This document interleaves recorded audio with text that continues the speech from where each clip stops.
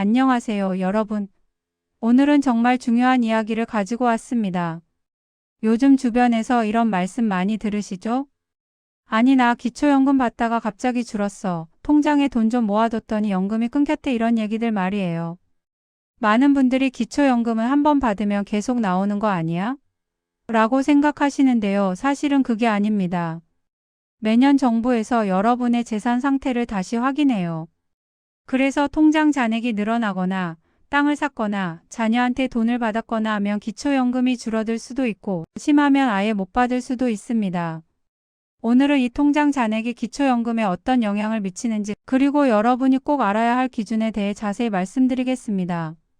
끝까지 봐주세요. 먼저 기초연금이 뭔지부터 간단하게 짚고 넘어가겠습니다. 기초연금은 만 65세 이상 어르신 중에서 소득이나 재산이 적은 분들에게 나라에서 드리는 생활비 지원입니다. 2025년 기준으로 한 달에 최대 43만 3천 원까지 받으실 수 있어요.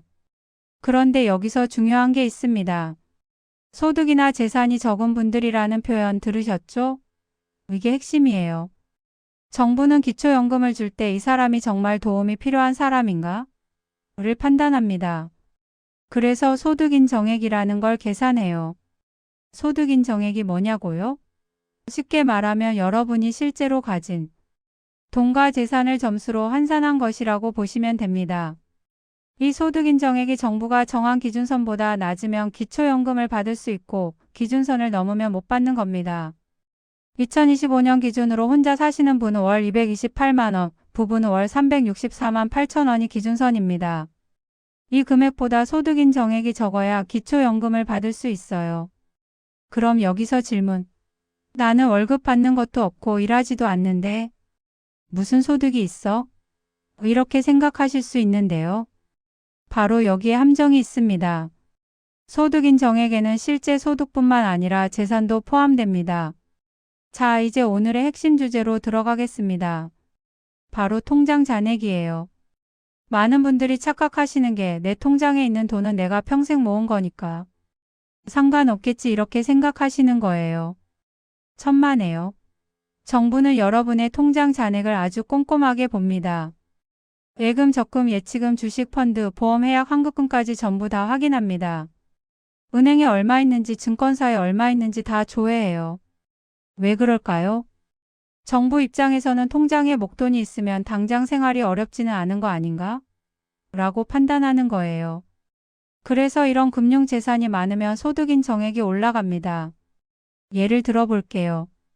A 할머니는 통장에 500만 원이 있습니다. B 할머니는 통장에 5천만 원이 있어요. 둘 다 다른 소득은 없습니다. 정부가 보기에는 B 할머니가 A 할머니보다 여유가 있다고 판단하겠죠? 그래서 B 할머니의 소득인 정액이 더 높게 계산됩니다. 그 결과 A 할머니는 기초연금을 받지만 B 할머니는 못 받거나 적게 받는 상황이 생기는 겁니다. 아니, 그럼 통장에 얼마까지 있어야 돼? 이게 가장 궁금하시죠?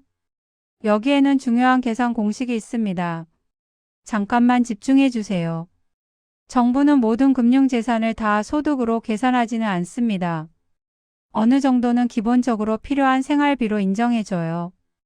2025년 기준으로 2천만 원까지는 공제해 줍니다. 쉽게 말해 통장에 2천만 원까지는 이건 생활비니까 괜찮아 하고 넘어가는 거예요. 그럼 2천만 원 넘는 돈은 어떻게 되느냐? 2천만 원을 초과하는 금액에 대해서는 연 5%의 이자가 있다고 가정하고 계산합니다. 그리고 그걸 12개월로 나눠서 매달 소득에 더해요. 예를 들어 설명드릴게요. 통장에 총 3천만 원이 있다고 가정하겠습니다. 2천만 원은 공제됩니다. 기본 생활비로 인정되는 거죠. 남은 1천만 원에 대해 연 5% 이자를 계산하면 50만 원이 나옵니다. 이걸 12개월로 나누면 한 달에 약 4만 2천 원이 돼요. 이 4만 2천 원이 여러분의 소득으로 계산되는 겁니다. 그럼 4만 원 정도면 별로 안 큰데? 이렇게 생각하실 수도 있는데요. 문제는 금액이 커질수록 영향이 크다는 겁니다. 만약 통장에 1억 원이 있다면 2천만 원을 빼고 남은 8천만 원의 5%를 곱하면 400만 원이에요. 이걸 12개월로 나누면 월 33만 원입니다. 월 33만 원이 소득으로 잡히는 거예요. 이렇게 되면 소득인 정액이 확 올라가서 기초연금을 못 받게 됩니다. 더 중요한 건 여기에 집이나 땅 같은 부동산 재산도 추가로 계산된다는 점입니다. 그래서 나는 소득이 없는데 왜 기초연금을 못 받지? 라고 하시는 분들 중에 알고 보면 통장에 목돈이 있거나 부동산이 있는 경우가 많습니다. 실제로 주변에서 흔히 일어나는 일들을 몇 가지 말씀드릴게요. 첫 번째, 자녀에게 용돈을 받은 경우입니다. 자녀가 효심으로 매달 50만 원씩 용돈을 드린다고 해봅시다. 이 돈이 계속 통장에 쌓이면 1년이면 600만 원이에요. 처음에는 기초연금 받으셨는데 재산조사 때 통장 잔액이 확 늘어있으면 소득이 생겼네요 하고 기초연금이 줄어들거나 끊길 수 있습니다. 두 번째, 전세금을 돌려받은 경우입니다. 전세로 살다가 집을 빼고 전세금 몇천만 원을 받았다고 해봅시다. 당장 쓸 데가 없어서 통장에 넣어뒀어요. 그럼 그 순간부터 금융재산이 증가한 거예요.